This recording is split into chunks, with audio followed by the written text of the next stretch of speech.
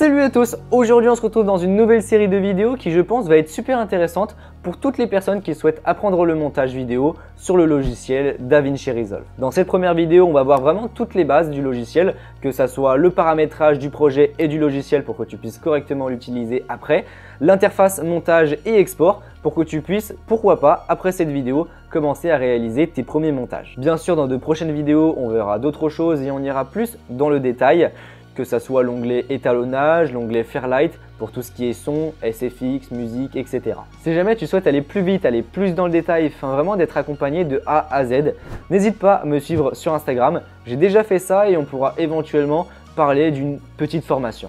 Rapidement pour l'intro, DaVinci Resolve c'est un logiciel de montage professionnel qui est d'ailleurs de plus en plus connu. Moi j'adore ce logiciel puisqu'il est vraiment super simple à utiliser, j'aime beaucoup l'interface qui est assez optimisée et surtout c'est un logiciel qui intègre tout en un. Chez Adobe tu vas avoir Premiere Pro, After Effects pour tout ce qui est vidéo et j'en passe. Alors que là sur DaVinci Resolve en fait on a tout en un, vraiment tu n'as pas besoin de changer de logiciel. C'est également le logiciel numéro 1 en termes d'étalonnage, tu vas voir ça, c'est vraiment très complet. Pour les débutants d'ailleurs c'est top puisqu'ils ont une version gratuite et une version payante, contrairement à Adobe où là pour le coup l'abonnement ça coûte super cher. Et contrairement à ce qu'on pourrait penser, la version gratuite est très complète. En fait la différence c'est que tu vas avoir moins de transitions, tu vas être limité dans tout ce qui est tracking, mais tu vas également être limité pour tout ce qui est export et 2-3 détails. Mais enfin bref, c'est très complet, moi je te le recommande, je te mets tous les liens en description. Et si tu souhaites avoir la version payante, ça coûte 360 € et c'est à vie, donc c'est vraiment pas cher. Allez, on est parti. Donc juste pour l'info, je travaille sur macOS avec un MacBook Pro 14 M1 Max. La version du logiciel, je suis sur DaVinci Resolve 18 Studio, donc la version payante. Première chose, quand tu ouvres le logiciel, ça va être cette petite page-là. Donc ça, c'est le gestionnaire de projet. C'est ici que tu vas avoir tous tes projets, tous tes montages qui sont en cours ou non. Tu peux bien sûr créer des dossiers, renommer les projets, enfin vraiment tu peux tout faire. À gauche, on va avoir la gestion des disques et des bases de données. Donc la base de données, en fait, ça va être l'endroit où est stocké tous nos projets qui sont en cours. Donc là, on peut voir que tous mes projets qui sont ici à droite, ils sont enregistrés dans la base de données qui s'appelle BDD, donc base de données. Et c'est stocké directement sur mon disque à cet endroit-là. Donc bien sûr, tu peux créer plusieurs bases de données si jamais tu travailles sur plusieurs projets, etc. Et tu peux également sauvegarder la base de données. Comme ça, si tu mets à jour le logiciel ou si tu changes d'appareil, etc., ça te permet d'avoir un backup. Pour créer un nouveau projet, je vais simplement faire nouveau projet. Ou si j'en ai déjà un que j'ai commencé sur un autre appareil, je peux directement faire ouvrir. Ok, et donc là, le logiciel, c'est ouvert. On va commencer par paramétrer le logiciel, il y a 2-3 trucs à faire et également le projet. Je vais me rendre tout en haut dans DaVinci Resolve, puis Préférences, puis dans Général. Ici, fais très attention, si tu travailles sur macOS, les écrans ont un gamma, enfin une colorimétrie particulière et donc du coup, il faut que tu fasses attention, si tu travailles sur Mac, encore une fois, à bien cocher, utiliser les profils couleurs Mac dans le viewer. Ensuite, on va gérer l'enregistrement automatique, donc je vais aller dans Utilisateur, enregistrer et charger. Ici, il faut faire attention à ce qu'il y ait bien coché enregistrer en continu, comme ça, si le logiciel y crache, eh bien, tu ne perds rien. Et sauvegarder automatiquement, moi, j'ai mis 6 minutes. En gros, toutes les 6 minutes, ça va te créer une sauvegarde et ça va te permettre d'avoir un historique. Comme ça, si jamais tu veux revenir en arrière, eh bien, tu peux retrouver la sauvegarde d'il y a tant de minutes ou tant d'heures. Par défaut, le logiciel est en anglais. Si tu souhaites le mettre en français, il faudra aller dans Interface, puis Français. Et hop, on peut fermer tout ça, enregistrer. En ce qui concerne les raccourcis clavier, pareil, c'est au même endroit. Juste en dessous de préférences, tu vas avoir personnalisation du clavier. Et donc là, tu peux mettre tes raccourcis clavier d'avant si tu en avais déjà ou regarder ce qu'il y a. Moi, je vais t'en donner pas mal dans cette vidéo. Maintenant, on va paramétrer le projet. Donc, on va aller tout en bas à droite dans la petite roue crantée. Ensuite, configuration, il va falloir choisir si tu souhaites faire un montage en 4K, en HD, ou pourquoi pas en 8K. Enfin bref, tu choisis la résolution, ton framerate, donc moi je suis à 25 images par seconde. Le monitoring vidéo, on n'y touche pas. Média optimisé, ça pour le coup, ça peut être intéressant. Si tu as un ordinateur qui est pas ouf ou que tu travailles sur des gros fichiers, eh bien il faudra faire attention à bien gérer le format d'enregistrement des fichiers optimisés. Un proxy, en gros, c'est une copie de ton fichier, sauf qu'il va être plus allégé. Par exemple, au lieu que ça soit de la 4K, ça va être de la HD. Mais c'est exactement le même fichier, ça permet juste à ton ordinateur de lire plus facilement le fichier. Moi, ce que je te conseille, c'est de mettre les mêmes réglages que moi. Donc, en résolution du média proxy, on se met en demi. Donc, en gros, si j'ai une vidéo en 4K, eh bien, ça va me diviser la résolution par 2. donc de la 2K. Et puis ensuite, dans les formats d'enregistrement, tu peux te mettre en DNX, HDR, SQ. Une fois que tu as paramétré tout ça, tu peux bien sûr commencer ton montage. Mais moi, ce que je te conseille, c'est d'abord d'enregistrer la préconfiguration. Puisque oui, c'est chiant de remplir tout ça à chaque fois qu'on commence un projet. Donc bien sûr, tu peux enregistrer tous tes réglages. Pour enregistrer la préconfiguration, c'est très simple. Je vais aller directement dans pré-réglage, tout en haut, et je vais faire enregistrer sous. Donc là, je mets mon petit nom, hop, et donc directement, quand je vais rentrer dans le logiciel, j'ai juste à double-cliquer là-dessus, enfin faire charger et hop, toute la préconfiguration va se mettre. Donc c'est ce que je vais faire, je vais charger ma préconfiguration habituelle. Donc je vais dans 4K25, hop, je fais charger et directement on peut quitter. Tout en bas, on va avoir différents onglets et en fait ça correspond comme si c'était différents logiciels. Donc on va avoir hop, juste là, l'onglet média, l'onglet cut, l'onglet montage, l'onglet fusion, donc ça ressemble un petit peu à After Effects. Tout ce qui est étalonnage, Fairlight et enfin export. Nous pour commencer, on va aller directement dans l'onglet média. L'onglet média, je t'avoue que j'utilise pas beaucoup, je préfère directement tout faire dans l'onglet montage, mais je vais quand même te présenter ça rapidement. En haut, on va avoir finalement espace de stockage, c'est l'explorateur de fichiers. En fait, ça correspond exactement au Finder. Donc là, on peut voir que j'ai mes différents disques. Sur mon NVMe principal, on peut voir que j'ai tous mes projets, etc. Je peux naviguer comme je veux et regarder des fichiers si j'ai envie. Et en fait, tout en bas, pour le coup, on va avoir finalement la bibliothèque du projet. La bibliothèque du projet, en fait, ça va être toutes les vidéos, toutes les musiques, toutes les photos que tu vas incorporer dans ton montage. Donc par exemple, si j'ai envie d'ajouter mes musiques, eh bien hop, je vais aller dans mon petit dossier musique SFX, je vais ajouter quelques musiques, hop, et je glisse directement dans ma bibliothèque du projet. Voilà très rapidement pour l'onglet média. En fait, ça te permet de faire le lien entre ton ordinateur et la bibliothèque du projet. Ça peut être intéressant de l'utiliser quand tu as vraiment beaucoup de vidéos, mais personnellement, je l'utilise pas. Je préfère directement tout faire dans montage. Ensuite, on va avoir la seconde interface qui s'appelle Cut. L'onglet Cut, en gros, ça va te permettre de découper une vidéo très rapidement. C'est intéressant, oui et non. Quand tu vas avoir le Speed Editor, donc c'est le clavier de DaVinci Resolve, ça va être super intéressant puisque ça te permet de découper ta vidéo très rapidement et d'avoir directement tous tes raccourcis. Mais encore une fois, personnellement, je trouve que c'est s'embêter pour rien et autant tout faire justement dans l'onglet montage et c'est là-dessus que l'on va s'attarder dans cette vidéo. L'onglet montage, c'est ici que tu vas passer le plus de temps puisque c'est là-dedans en fait que tu vas monter toute ta vidéo. Et on va commencer finalement par la bibliothèque de médias. Tu peux voir que c'est exactement la même chose qu'il y avait dans l'onglet médias. Donc les petites musiques que j'ai ajoutées dans ma bibliothèque, c'était les mêmes que tout à l'heure. La bibliothèque média, comme je te l'ai dit tout à l'heure, en fait, ça va être l'endroit, l'espace dans lequel se situent tous les fichiers que tu vas utiliser pour le projet. Par exemple, là, dans le Finder, j'ai cette vidéo-là que je vais utiliser et on peut voir que si je la glisse directement, eh bien, boum, elle s'ajoute dans la bibliothèque de médias. En gros, il faut prendre ça comme un explorateur de fichiers pour ton logiciel. Bien sûr, le but, c'est d'organiser cette bibliothèque avec des dossiers, des sous-dossiers, des couleurs, de manière à ce que ça soit beaucoup plus organisé, puisque quand tu as beaucoup de vidéos, de SoundFX, donc les SFX, les musiques, etc., ça fait beaucoup de fichiers. Je vais te montrer comment je construis ma bibliothèque. Voilà, c'est terminé, donc on va retrouver un premier dossier, séquence. Donc c'est ici que je vais créer toutes mes timelines et je vais mettre toutes mes séquences imbriquées. Ensuite, on va avoir le dossier ressources. Donc ressources, c'est là-dedans que je vais importer toutes les images ou toutes les vidéos externes à mon projet de base. Si je télécharge des vidéos, des photos d'internet, hop, ça va dedans. Tous les packshots, enfin toutes les petites vidéos de produits que j'ai pu faire, pareil, ça va là-dedans. Ensuite, on va avoir le dossier caméra et dans ce dossier caméra, je vais avoir finalement tous les dossiers avec toutes les caméras que j'utilisais. Ensuite, on va avoir tout ce qui est musique et SFX. Donc dans le dossier musique, d'ailleurs, j'ai importé les musiques qu'on avait mis tout à l'heure et hop, j'ai mon petit dossier SFX. Je vais pouvoir importer mes vidéos. Donc pour cela, tu peux faire soit clic droit, importer des médias ou sinon directement, hop, tu vas dans le Finder et tu peux faire un glisser. Je copie ça là-dedans. Pour t'aider à t'organiser, bien sûr, tu peux gérer l'affichage. Donc, tu peux avoir différents styles d'affichage. Moi, je préfère avoir ça en galerie. Tu peux trier le dossier par nom, par date, par durée, etc. Et surtout, tu peux mettre des codes couleurs. Ça, c'est vraiment intéressant. Par exemple, ici, la 7.3 qui m'a servi de caméra Top Shot, eh bien, j'ai l'habitude de mettre toujours ces plans-là en orange. Pour leur mettre une couleur, je fais clic droit, couleur du plan et là directement je mets orange. Je peux également leur mettre un drapeau, donc hop, pareil, je choisis la couleur du drapeau, en l'occurrence ici orange. En fait, le drapeau, ça va être pratique surtout dans l'espace étalonnage pour pouvoir trier tes plans. Par exemple, tous les drapeaux qui ont le drapeau orange, eh bien je veux qu'ils soient affichés. Ça te permet de classer tes plans et de les distinguer. Je peux également ajouter une couleur de dossier. Par exemple, hop, A7 comme tous les plans qui sont à l'intérieur, ils sont orange, je peux hop modifier la couleur du chutier. Hop, orange, etc. Enfin voilà, tu as beaucoup de possibilités, mais ça, c'était les bases. Et maintenant qu'on a importé tous nos fichiers, il faut créer une timeline. La timeline, en fait, c'est là-dedans que tu vas réaliser tout ton montage. Normalement, ça se situe juste là, mais comme tu peux voir, c'est tout grisé, il n'y a rien. C'est parce qu'il faut en créer une. Donc pour cela, je vais dans séquence, puisque c'est là-dedans que je crée tout ça. Je fais timeline, créer une nouvelle timeline.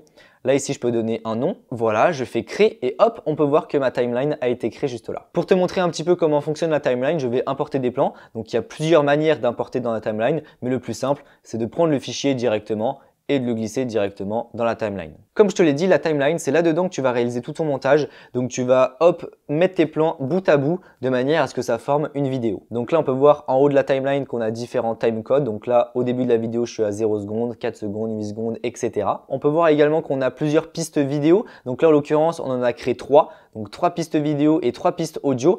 Et ces différentes pistes-là, elles vont te permettre soit de superposer des vidéos, soit directement d'attribuer certains types d'effets. Par exemple, si je veux superposer 2 vidéos, eh bien c'est très simple. Je vais prendre cette vidéo-là en exemple. Je la glisse directement dans ma timeline en piste 2 et audio numéro 2. Je réduis la taille et puis à partir de là, comme tu peux voir, on a superposé nos 2 vidéos. Donc là, je peux la mettre dans un coin. Enfin vraiment, je fais ce que je veux. Et en fait, sur les pistes vidéo, ça fonctionne comme si c'était des calques à la même manière que Photoshop.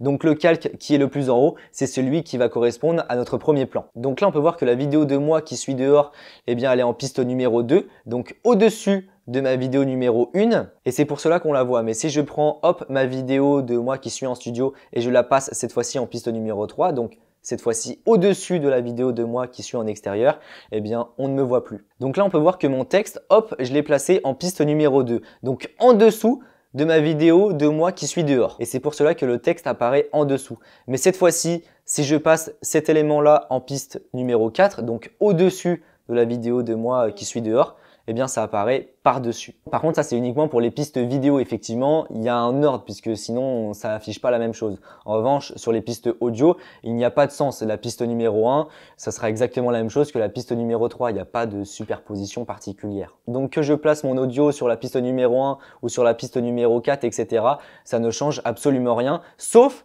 si la piste a certains attributs. Pour te déplacer dans la timeline, c'est essentiel que ça soit de haut en bas ou de gauche à droite. Donc de haut en bas, quand tu as plusieurs pistes, ça c'est très important, on va utiliser la molette de la souris. Et pour te déplacer de gauche à droite, cette fois-ci, on va maintenir la touche commande ou contrôle sur Windows. Et avec la molette, hop, on peut se déplacer. Si tu veux zoomer et dézoomer dans la timeline, ça pareil, c'est essentiel pour pouvoir effectuer des coupes précises ou être plus à l'aise. On va maintenir la touche Alt ou Option sur Mac. Et avec la molette, on va pouvoir zoomer. Si tu veux agrandir certaines pistes ou gérer l'affichage de la timeline, eh bien déjà au niveau de l'affichage, tu peux gérer ça juste là, hop, dans ce petit logo. Et puis là, tu as la possibilité de faire en sorte de voir oui ou non les images clés. Hop, on peut voir que ça s'affiche. En revanche, ce qui est intéressant, c'est que tu peux également gérer la taille, enfin la hauteur de tes pistes pour pouvoir mieux les voir. Soit tu le fais manuellement comme ça, en attrapant directement le bas de la piste, soit directement en maintenant la touche Shift et avec la molette, tu as la possibilité d'agrandir les pistes audio ou vidéo. Tu as également la possibilité de moduler l'interface si tu as besoin de plus de place. Donc directement, hop, tu peux tirer la petite barre qui sépare l'audio et la vidéo pour pouvoir afficher plus ou moins haut ou bas. Ou sinon, tu peux, hop, gérer la taille de chaque fenêtre. Ça, c'est super pratique. Comme je te le disais tout à l'heure, dans la bibliothèque de médias, on peut utiliser des codes couleurs. Donc, c'est ce que l'on appelle des liblés. Donc, un libellé, en fait, c'est quand tu vas attribuer une couleur à un média. Sur mes plans Top Shot, on avait liblé les plans en orange, donc ils sont juste là. Et tu peux voir que quand je les glisse dans la timeline, eh bien ils sont orange. Bien sûr, je peux modifier ça, donc en faisant clic droit, puis couleur du plan, je peux changer la couleur. Au-dessus, comme tu as pu le voir, on a le viewer qui te permet d'apercevoir finalement le résultat final. Tu peux te balader dans le viewer, bien sûr, donc en zoomant, dézoomant, ou sinon, quand tu es zoomé en maintenant la touche commande, tu peux monter et descendre. Pour te remettre à 0, hop, tu vas en haut à gauche, tu fais ajuster et hop, ça se remet à l'échelle. À gauche, on va avoir le timecode final. Donc, ça va être la longueur finale de ta vidéo. Donc là, on peut voir que hop, si je vais au bout de ma timeline, je suis précisément à 1 minute 36 et c'est ce qui a marqué finalement à gauche. Et par contre, à droite, on va avoir le timecode de la tête de lecture. Donc par exemple, hop, si je me mets à 1 minute 20, on peut voir que ça réagit hop à droite. Toujours à droite, on va avoir ce petit bouton en couleur que l'on retrouve également dans d'autres onglets et ça va nous permettre de faire en sorte que l'on visualise pas tous les effets qui ont été appliqués. Si on veut voir le rendu avant-après étalonnage ou avant-après l'effet que l'on a appliqué, eh bien hop, on appuie sur ce bouton et ça va enlever toutes les modifications que l'on a faites. Bien sûr, ça ne supprime rien, ça permet simplement de faire en sorte que l'on puisse voir ou ne pas voir les effets que l'on a appliqués. À droite, on a le petit bouton qui nous permet d'activer le mode viewer double. Ça, c'est super pratique, super utile. Et en fait, ici, donc sur le viewer de droite, on va avoir le viewer de la timeline. Donc c'est finalement le rendu final de la timeline. C'est toutes les vidéos qui sont dans la timeline. Et puis à gauche, on va avoir le viewer de la bibliothèque de médias. Le viewer de la bibliothèque de médias va te permettre de prévisualiser des plans qui sont présents dans la bibliothèque de médias avant de les importer dans la timeline. Donc par exemple, si j'ai envie de voir à quoi il ressemble ce plan-là, hop, je peux double-cliquer dessus, visualiser, etc. Finalement, il ne me plaît pas, je vais plutôt choisir celui-là. Hop, il me convient, donc je peux le prendre et directement le glisser dans ma timeline. Donc si par exemple j'ai envie d'importer ce plan-là, mais en fait tout le début je m'en fous et toute la fin aussi, eh bien en fait je me mets au début que j'ai envie que commence mon clip. Donc par exemple ici, je vais appuyer sur la touche I de mon clavier et ça va me mettre un point IN. Je me rends à la fin de mon clip, donc là où j'ai envie que ça termine, par exemple ici. J'appuie sur la touche O de mon clavier et ça va me créer un point out. Et si jamais je me suis trompé, que j'ai envie de supprimer mon point in ou out ou que j'ai envie de faire certains ajustements, je peux supprimer ces points. Donc par exemple, j'ai envie de supprimer mon point out qui est juste là. Eh bien, je maintiens la touche Alt ou Option sur Mac et j'appuie sur O. Et là, hop, on peut voir que ça a supprimé mon point. Je vais remettre mes points, j'appuie sur I, j'appuie sur O, je peux bien sûr déplacer ces points avec la souris. Et puis à partir de là, je peux soit hop, prendre la vidéo directement avec ma souris et puis la déplacer dans la timeline. Mais si j'ai seulement envie d'utiliser la vidéo ou l'audio, je peux également hop, ici on a le petit logo audio et vidéo. Si j'ai envie de prendre la vidéo, hop, j'appuie sur le logo vidéo et je glisse. Et si j'ai envie seulement d'avoir l'audio, j'appuie sur le logo audio et je glisse. On peut également changer le mode d'affichage. Donc là, on peut voir que je vois la vidéo qui est sortie du boîtier, quoi. Mais si j'ai envie de visualiser seulement l'audio, pour pouvoir finalement créer mes découpes beaucoup plus facilement, eh bien là, on a le petit logo vidéo. Je peux cliquer sur piste audio. Et donc là, hop, on va voir directement les moments où je parle. Et ça me permet de me déplacer beaucoup plus rapidement. Donc là, on peut voir que je commence à parler, hop, juste ici. Je vais appuyer sur IN pour créer mon point d'entrée. Je vais me déplacer à la fin de mon clip, donc à la fin où j'ai envie que ça coupe, quoi. Juste là, j'appuie sur Out, et puis là, hop, je prends ma vidéo et je glisse. Bien sûr, là, on a importé la vidéo complète, donc la vidéo et l'audio. Mais si j'ai envie d'importer seulement l'audio, eh bien directement, je clique sur le petit logo audio et je glisse. Si j'ai envie d'insérer le petit moment de vidéo que l'on vient de découper ensemble entre deux vidéos qui sont dans ma timeline. Donc là, on peut voir que dans ma timeline, hop, on commence avec un plan studio et puis après, on arrive sur un plan avec deux caméras. Bref, si j'ai envie d'importer cette vidéo-là que l'on voit dans mon viewer de gauche entre ces deux plans-là, donc ici et ici, eh bien directement, je crée mes points in et out et puis je vais appuyer sur le petit bouton qui est juste là, Smart Insert. Et hop, là, on peut voir que ça a écarté mes deux plans et ça a positionné le plan que je voulais entre les deux. Dans le viewer, il y a aussi une chose qui est très importante, ça va être la petite information qui s'affiche à gauche quand je fais lecture. Hop, là, on peut voir qu'on a un petit bouton vert ou qui peut aussi être rouge avec le nombre d'images par seconde que le logiciel arrive à lire. Donc là, on peut voir que c'est vert, tout va bien et que je suis en lecture à 25 images par seconde. Comme c'est vert, ça veut dire qu'il n'y a pas de saut d'image, il n'y a aucun problème. Le logiciel arrive à lire ma vidéo. En revanche, si ce bouton il arrive rouge où on peut voir que j'ai un saut d'image, j'arrive à 7 images par seconde, c'est pas du tout normal, et bien là, il va falloir que j'adapte mon mode de lecture. Comme le logiciel n'arrive pas à lire en temps réel mes fichiers et qu'il y a des sauts d'image, etc.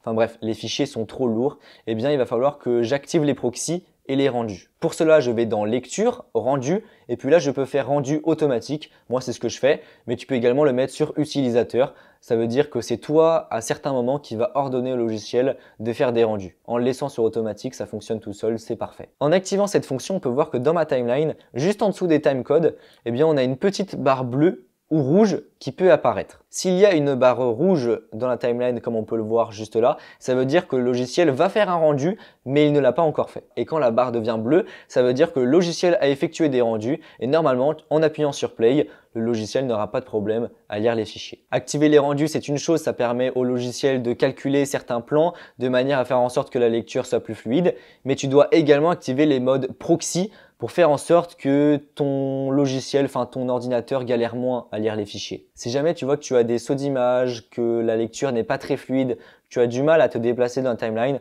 ça veut dire que le logiciel galère un petit peu à lire les fichiers et donc pour cela, tu dois activer le proxy. Donc là, on va dans lecture tout en haut, on va dans résolution de la timeline proxy, puis soit on a full, donc ça veut dire que ça va être la résolution maximum, la résolution de mes plans. Ou sinon je me mets en demi, généralement c'est ce que je fais quand DaVinci galère un petit peu. Et en gros ça va diviser par deux la résolution de la timeline. Mais c'est seulement en virtuel pendant la phase de montage où il va diviser cette résolution. Et pendant l'export, bien sûr, tu auras la résolution maximum. Retiens qu'une chose, si tu vois que ça galère, active les modes proxy et le rendu. Donc ça, c'était pour les viewers.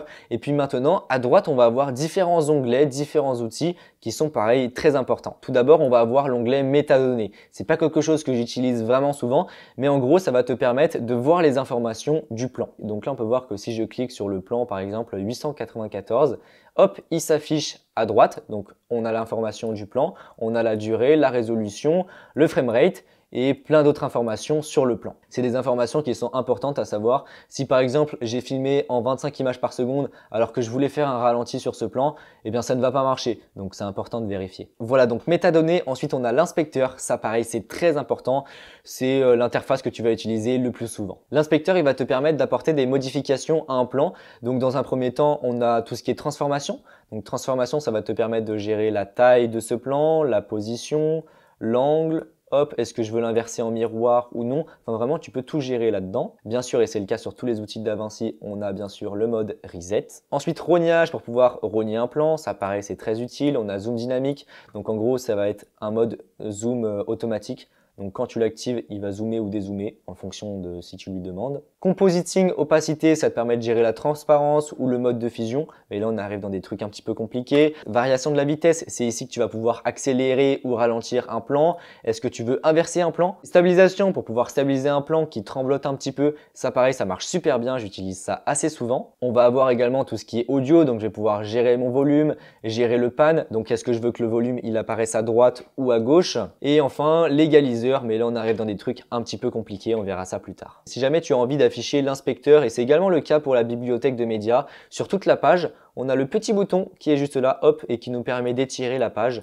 Et c'est également le cas, hop, de l'autre côté avec la bibliothèque de médias. Après l'inspecteur, on va avoir le mixeur, hop, qui est juste là. Donc bien sûr, on va avoir nos différentes pistes audio. Et le mixeur va nous permettre de mixer les pistes audio. Donc tu peux gérer le volume d'une piste entière, gérer si elle est en solo, hop, ou en muet. On a le mixeur, mais on a également le volumètre qui te permet de voir le niveau sonore finalement de ton audio en sortie. À gauche, on va retrouver l'index de la timeline. Donc l'index finalement, c'est l'historique de la timeline. Ça te permet de voir toutes les modifications.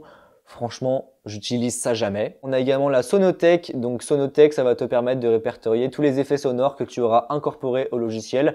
Mais si tu en as mis aucune, eh bien ça sert à rien. C'est comme si c'était un explorateur de tous les fichiers sons que tu as mis dans le logiciel, sauf que comme j'en télécharge en permanence, finalement ça n'a pas trop d'intérêt, je préfère garder ça dans le Finder. Puis enfin, très important, on va avoir l'onglet effets avec tous les effets vidéo, les effets audio, tout ce qui est titrage, etc. Ce qui est bien sur DaVinci, c'est qu'on a franchement pas mal de choses d'origine sur le logiciel. On a pas mal de transitions qui sont franchement utilisables pour du vlog, du facecam, etc. Ça marche très bien. On a également beaucoup de solutions de titrage qui, pareil, franchement, font super bien l'affaire. Et ce qui est super pratique, c'est qu'en passant la souris par-dessus et puis en scrollant, hop, de gauche à droite, ça te permet d'avoir un aperçu. Puisque quand tu as beaucoup de transitions, d'effets, etc. et que tu as envie d'avoir un aperçu rapidement, si tu devais les mettre une par une, ça serait super chiant. Et donc là, de passer la souris par-dessus, c'est super pratique. Si tu veux ajouter un titre, c'est très simple. Hop, tu sélectionnes ton titre. Imaginons que je vais prendre celui-là. Hop, je le prends et je le glisse directement sur la timeline à l'endroit où j'ai envie de le placer. C'est la même chose avec les transitions vidéo. Donc là, imaginons que je vais prendre un classique zoom in. Voilà, je le prends, je le glisse au-dessus de la coupe entre les deux plans où j'ai envie qu'il y ait la transition. Et puis hop, en faisant lecture, on peut voir que j'ai ma transition qui apparaît. C'est la même chose pour l'audio, donc là je peux avoir un fondu enchaîné, soit à 0 dB, soit à -3, etc. On verra ça plus tard à quoi ça sert. Mais voilà, imaginons que j'ai envie 0 dB, hop, je le glisse entre mes deux plans audio, hop, et là je vais avoir ma transition audio. Si je veux gérer certains paramètres, que ce soit pour le titrage, les transitions, etc., eh bien c'est très simple. Pour le titre, hop, je clique dessus, et puis directement dans l'inspecteur, eh bien je vais avoir tout mon paramètre. Donc je peux écrire tout ce que je veux, hop, tuto. On peut voir que ça apparaît très bien. Même chose pour la couleur, là c'est super simple, hein, c'est la même chose que sur PowerPoint limite.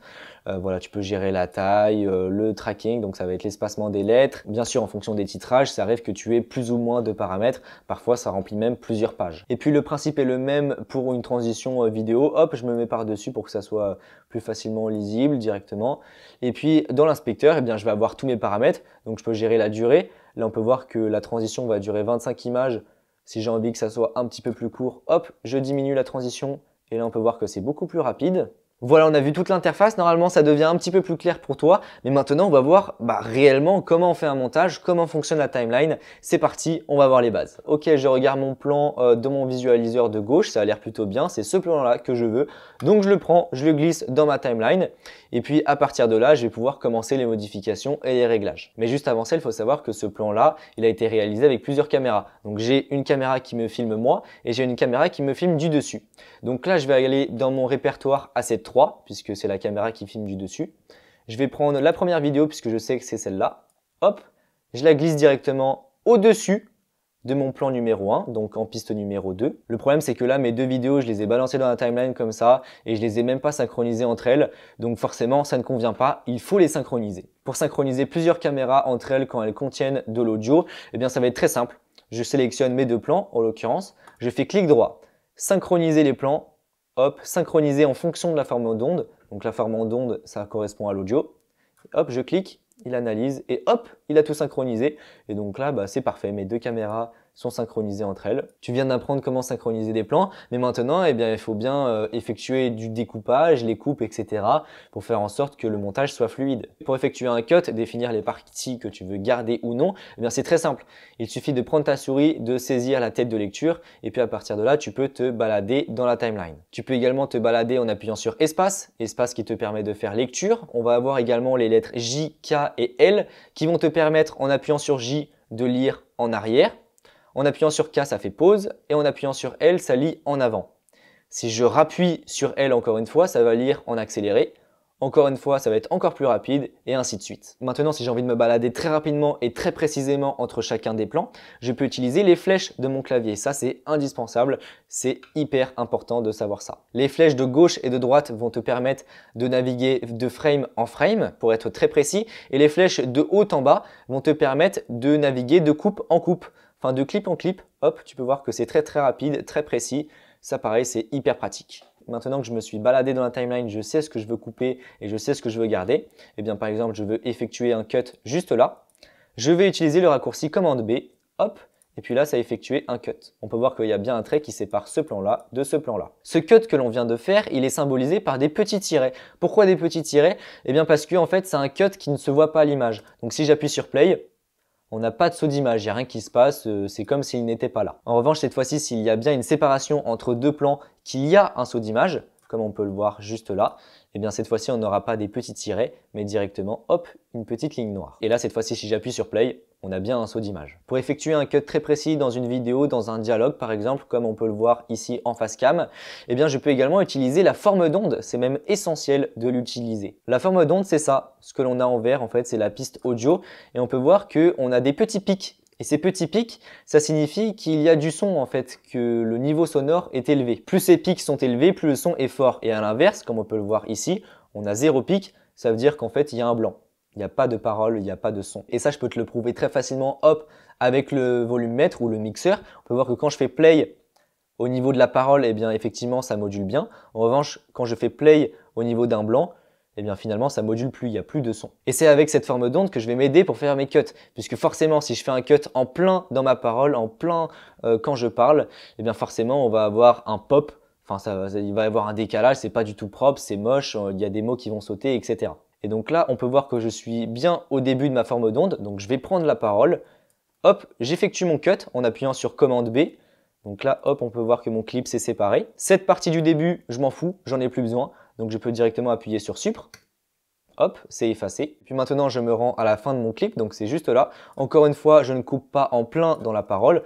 Encore une fois, il y a des exceptions. Mais là, je vais couper bien après que j'ai terminé de parler. Hop, je sélectionne. Je fais commande B. Et puis après, toute la fin, je m'en fous, je supprime. Tu peux également faire des cuts avec l'outil Cut. Donc si tu appuies sur la touche B de ton clavier, hop, On passe en mode rasoir, donc en mode cut. Et donc là, directement, tu vas avoir une petite ligne qui va apparaître. Hop, imaginons que j'ai envie de cut ici. Je fais cut avec ma souris, cut juste là. Et puis là, directement, ça va me faire des coupes. Ça te permet d'aller assez vite. Je trouve ça pas très précis, certes, mais c'est assez utile.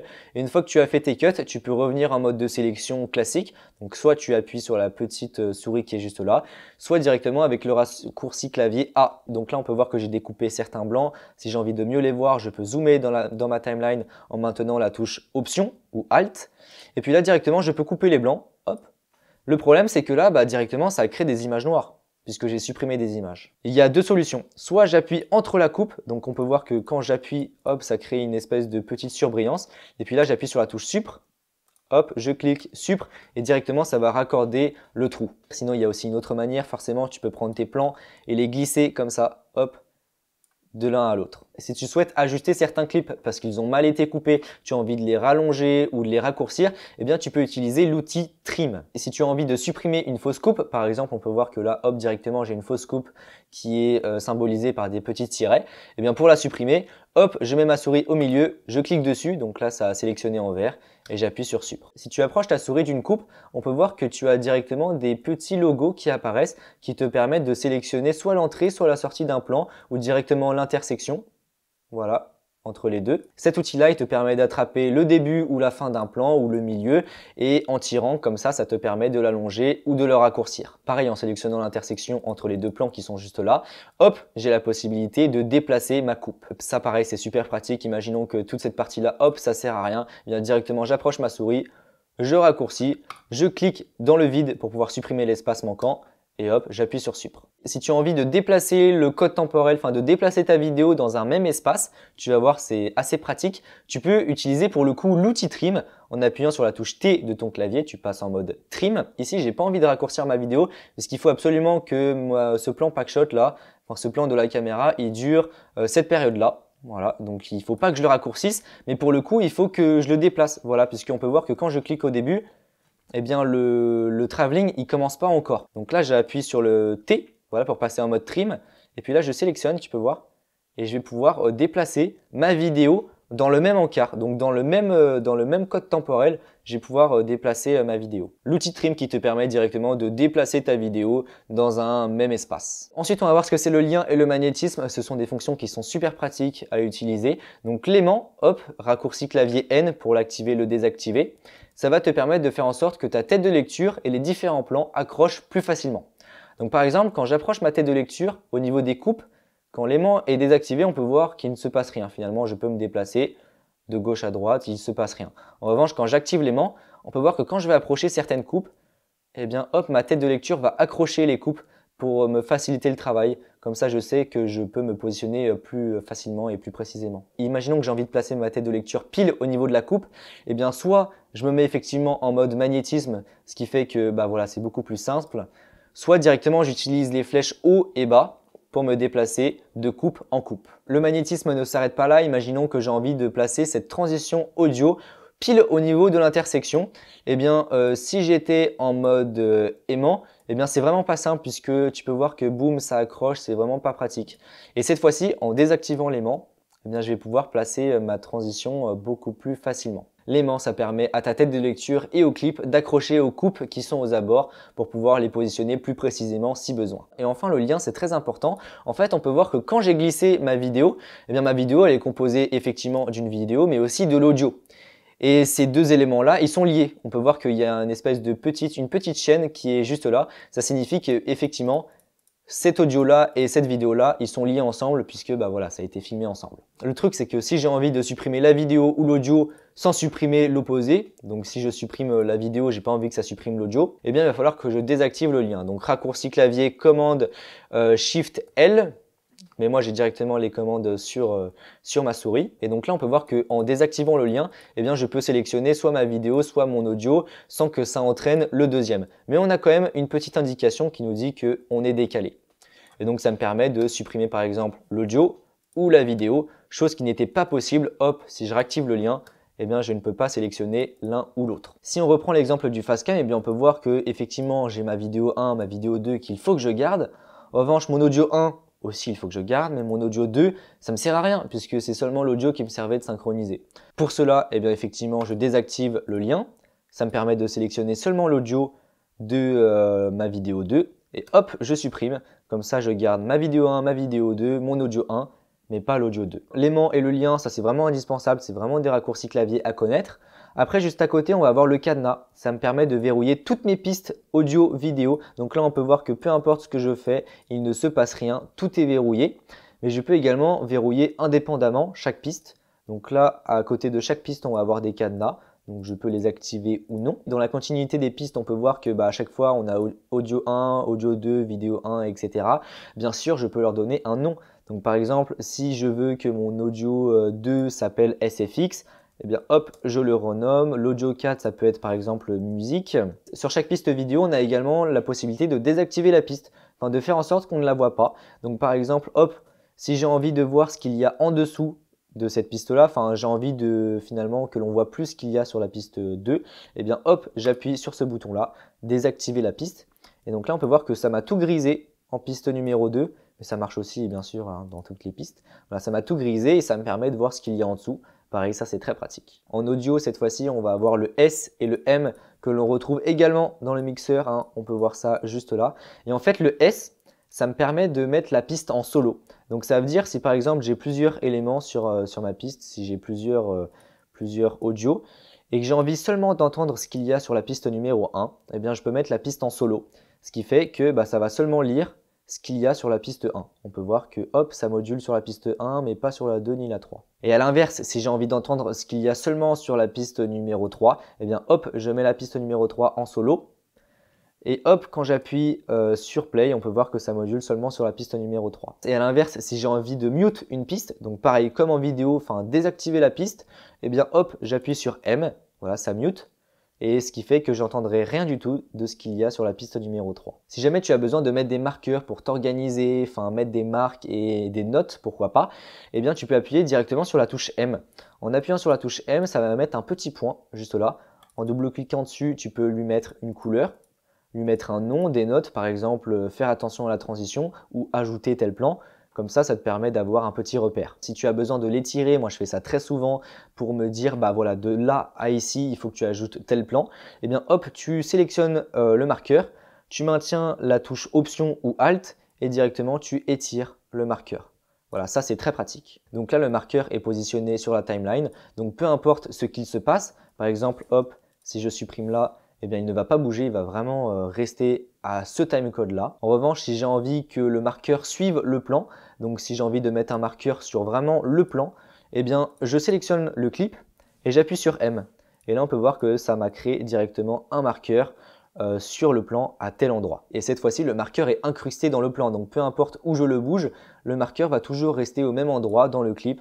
Même si je le raccourcis et hop, je reviens, le marqueur est toujours là. En termes de transition, si tu approches ta souris d'une extrémité d'un plan audio ou vidéo, tu vas avoir des petites clés qui vont apparaître et ces petites clés-là, tu peux les étirer et ça te permet de faire une transition. Par exemple, sur ce clip vidéo, si j'ai envie de faire une transition de 0,3 secondes, eh bien directement, je saisis la petite clé, je vais jusqu'à 0,3 et puis là on peut voir que je vais avoir mon petit fondu. Mais ce que l'on va avoir en plus dans l'audio, c'est que l'on va avoir des petits points de manière à former une courbe, une curve.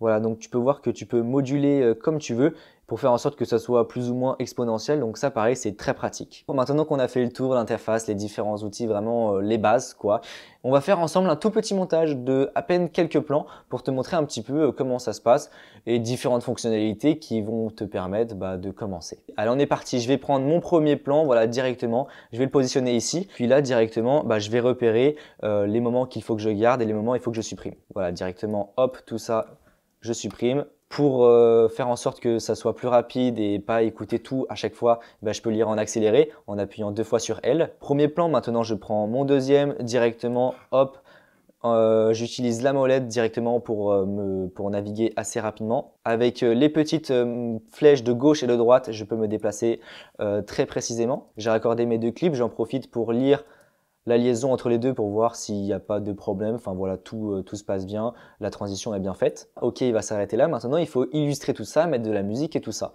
Donc je vais commencer directement par le début.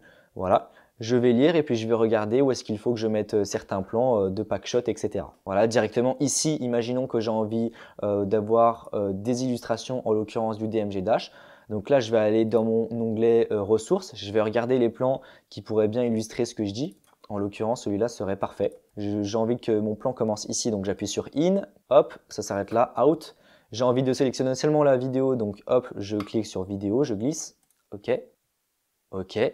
C'est un petit peu trop lent pour moi, donc pour accélérer la vitesse du plan, directement je vais dans l'inspecteur, vitesse, j'accélère vraiment très très légèrement. Maintenant j'ai envie de mettre une petite transition, un petit zoom in. Donc là directement je vais dans transition vidéo, je sais exactement quelle transition il faut que j'ajoute. Voilà, c'est celle-là. Le problème, c'est que là, la transition est un petit peu trop lente. J'ai envie que ça soit un peu plus rapide. Donc là, je clique sur ma transition. OK. Dans l'inspecteur, les réglages de la transition se sont affichés. Et donc là, directement, je vais gérer le nombre d'images. Donc généralement, je me mets à 18, 19. Je peux ajouter du motion blur. Ok, maintenant, en même temps qu'il y ait mon petit travelling de côté, j'ai envie qu'il y ait un zoom en même temps. Donc là, directement, avec les flèches de haut et bas, je peux me positionner parfaitement au niveau de la coupe. Donc là, je me mets ici. Je vais aller dans vidéo. Et pour effectuer mon zoom, il faut que j'utilise des images clés. Donc on n'a pas encore appris ça, mais on apprendra ça bientôt. Je te le montre quand même un petit peu pour te spoiler.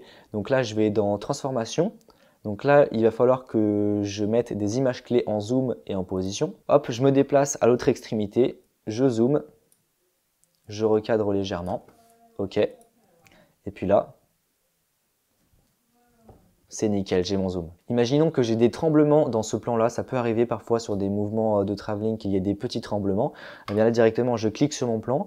Je vais dans l'inspecteur, stabilisation, stabiliser le plan. Ok, et donc là, normalement, ça a stabilisé le plan. Après ce plan-là, j'ai envie d'enchaîner sur un dézoom. Donc j'ai envie que ça dézoome de moi vers l'arrière. Donc là, je me positionne à la fin. J'active mes points clés. Je me positionne ici. Je zoome. Ok, je recadre. Maintenant, on va passer à tout ce qui est musique. Voilà rapidement pour introduire tout ce qui est son. Donc là, je vais prendre une musique. Je vais prendre celle-là. Voilà, directement, je repère un petit peu les moments que je veux. J'ai envie que quand la musique commence à être dynamique, ça soit pile quand ça zoome sur le DMG Dash. Donc bah, c'est parfait. Je vais directement mettre un point in à cet endroit-là, puisque c'est le moment où le son commence à péter réellement, à être vraiment actif. Donc là, hop, je prends, je glisse. Et voilà, donc je positionne ma musique juste là, puisque j'ai envie que ça pète pile au niveau du zoom. Voilà, donc là, je suis parfaitement positionné. Et puis maintenant, pour remplir le début, j'utilise le trim comme ça et j'allonge vers la gauche. Le son de ma musique est très compressé puisqu'on est sur une musique qui a été faite en stéréo et en l'occurrence, je l'ai mis sur une piste en mono. Pareil, on apprendra tout ce type de vocabulaire plus tard, mais ça veut dire qu'il faut que je mette ma piste en stéréo puisque là, ma piste est en mono. On peut le voir que c'est marqué juste là, 1.0 et quand je mets ma souris au-dessus, il y a marqué mono. Et il faut que je mette ma piste en stéréo. Donc pour cela, je fais clic droit au-dessus de ma piste, mettre la piste en stéréo. Et là, on peut voir qu'elle est passée en 2.0 stéréo. Maintenant, j'ai envie que ma musique elle soit introduite au fur et à mesure. J'ai pas envie que ça arrive tout de suite dès que la vidéo elle commence. Donc pour cela, je vais ajouter une petite transition, un petit fondu au début. Donc hop, je prends la petite clé qui est juste là et je vais l'étirer légèrement. Maintenant, le problème, c'est que la musique est beaucoup trop forte, forcément. Ça se voit directement dans le mixeur, que c'est beaucoup trop fort. Pour gérer le volume de la piste, il y a plusieurs manières. La première manière, c'est de mettre sa souris au-dessus de la piste vidéo, puis on va avoir une petite flèche qui apparaît. Et en maintenant la touche Shift, je vais pouvoir modifier le gain, ou sinon, beaucoup plus simple et beaucoup plus pratique, moi c'est ce que je fais tout le temps, je vais dans l'inspecteur directement, et puis là, je peux gérer mon niveau. Donc généralement, voilà, on va se mettre à -30. Maintenant, il faut que j'ajoute un whoosh, c'est cet effet sonore qui fait qu'on a l'impression de zoomer sur l'objet. Donc pour cela, je vais dans mon Finder, dans ma bibliothèque. Donc SFX directement, SFX, c'est pas là, c'est là, ok, ok. Et puis là, on va regarder ce qu'il y a. Donc je le mets juste là. Je désactive l'aimant, puisque tu peux voir que ce qui est chiant avec l'aimant, c'est qu'il accroche trop. Et c'est pas très pratique pour positionner très précisément un SFX. Donc pour cela, j'appuie sur ma touche N directement. Je vais pouvoir positionner ça très précisément. Puis là, j'appuie sur Play. Voilà. Je gère mon niveau audio. Bon, bien sûr, après, il y a le traitement de la voix. Généralement, j'ajoute un noise reduction. J'utilise l'égaliseur aussi pour faire en sorte que ma voix soit un petit peu plus grave et avoir cet effet Studio. Maintenant, imaginons que j'ai envie de mettre du texte. Donc moi, j'ai mes plugins, donc j'ai beaucoup d'outils texte. Mais il y en a déjà pas mal d'origine sur DaVinci Resolve. Donc imaginons, hop, je vais prendre ça, je vais mettre ça là. Donc je peux raccourcir mon texte pour faire en sorte que ça apparaît seulement pendant un court instant. Voilà, après je marque ce que je veux, donc DaVinci, hop. Et encore une fois, pour l'apparition du texte, je peux ajouter un SFX. Donc imaginons que j'utilise le même, hop, je peux le dupliquer. Donc pour dupliquer un élément, que ce soit audio, vidéo, je sélectionne mon clip, je maintiens la touche Alt ou Option, et puis hop, je glisse. Et ça me permet de dupliquer. Et si j'ai envie de copier certains attributs pour les attribuer à un autre clip, donc par exemple sur l'audio de ce clip-là, j'ai fait certains traitements, donc le noise reduction, etc. Mais c'est également la même chose en vidéo si j'ai attribué certains réglages. Donc par exemple, si j'applique un rognage sur cette vidéo-là, si j'ai envie qu'il y ait exactement les mêmes réglages de cette vidéo-là à la vidéo d'à côté, eh bien je peux copier les attributs. Donc je fais Command C ou Ctrl C, je vais sur le clip d'à côté, et puis je fais Option ou Alt V. Puis là, je vais avoir cette petite page d'attributs qui va apparaître. Et donc là, je peux décider de transférer certains attributs. Donc si j'ai envie de coller seulement les attributs audio, donc par exemple le volume, les plugins, etc., je peux cocher audio. Mais par exemple, pour tout ce qui est rognage, eh bien, il faut aussi que je sélectionne rognage juste là. Et puis là, hop, je fais appliquer. On peut voir que tous les réglages de ce clip-là se sont attribués à l'autre clip d'à côté. Voilà, on a vraiment vu les bases. Maintenant, imaginons que j'ai envie d'exporter ma vidéo pour pouvoir la diffuser sur les réseaux sociaux. Eh bien, directement, je vais me rendre sur la petite fusée qui est juste là. Hop, et là, on va arriver sur l'interface d'exportation. Tout d'abord, je vais avoir un aperçu de ma vidéo, forcément de voir un petit peu qu'est-ce que ça donne. Donc, je peux faire lecture, etc. J'ai également ma timeline qui apparaît. Mais ce qui va nous intéresser, ça va être à gauche. On va avoir tous les réglages d'exportation. Je vais pouvoir exporter ma vidéo directement sur certains formats de fichiers ou directement l'upload sur YouTube. C'est possible en connectant son compte. Donc là, généralement, je me mets sur Custom puisque ça me permet de mettre tous mes réglages habituels. Donc là, je vais mettre mon nom de fichier, donc tuto DaVinci. Ensuite, je vais mettre le chemin. Hop, je gère le format, donc généralement je me mets en QuickTime H264, accélération matérielle si possible, donc en gros si le Mac a la possibilité d'accélérer grâce au GPU, etc. Enfin bref, ça va le faire quoi. Résolution, c'est bizarre, généralement je me mets en 4K. Et puis après, normalement on est bon, mais tu peux également cocher certaines fonctionnalités pour que ça exporte plus rapidement. Donc on va dans paramétrage avancé. Et puis là, on a utilisé les médias optimisés, utilisé les médias proxy, utilisé les rendus. Et en fait, ça va permettre au logiciel d'utiliser certains fichiers qu'il a déjà calculés pour pouvoir exporter ta vidéo plus rapidement. Ça peut être intéressant de les cocher. Moi, généralement, je le fais. Ça exporte ta vidéo plus rapidement. Fais bien attention que tu as coché exporter plan unique et non pas plan individuel parce que sinon ça va t'exporter plein de vidéos, le bordel que ça te fait sur tes disques. Et puis une fois que tu as sélectionné tout ça, que tu as fait tous tes réglages directement, tu peux faire ajouter à la liste d'export. Hop, là tu vas avoir une tâche qui s'est mise tout à droite dans la liste d'export avec toutes les informations, etc. Et puis là, tu peux faire directement exporter. Sur ce, voilà, je pense qu'on a fait le tour. On a vu toutes les bases du logiciel. Franchement, on a bien bossé pour une première vidéo. On a bien avancé. On va pouvoir, dans de prochains épisodes, enchaîner sur tout ce qui est son, le montage de manière plus approfondie, l'étalonnage, etc. Si tu souhaites que je réalise des vidéos en particulier, n'hésite pas à me mettre tout ça dans les commentaires. Sur ce, si cette vidéo t'a plu, n'hésite pas à mettre un pouce bleu, à t'abonner si tu souhaites en voir plus, tu as des questions, c'est dans les commentaires. N'hésite pas à me partager cette vidéo et à me suivre sur Instagram. Et puis sur ce, on se retrouve pour une prochaine vidéo. Allez, salut! Salut à tous! Aujourd'hui, je vais te parler d'un outil mais qui vraiment me hype depuis plus d'1 an. La première fois que je l'ai eu en main, je me suis dit non mais c'est pas possible, il faut que j'en achète un. Mais je l'avais pas fait parce que c'est vrai que c'est pas gratuit non plus. Même si on va le voir, technologiquement parlant, c'est vraiment rien. Dans cette vidéo, je vais te parler du DFG Dash. Je te le dis tout de suite avec l'expérience que j'en ai.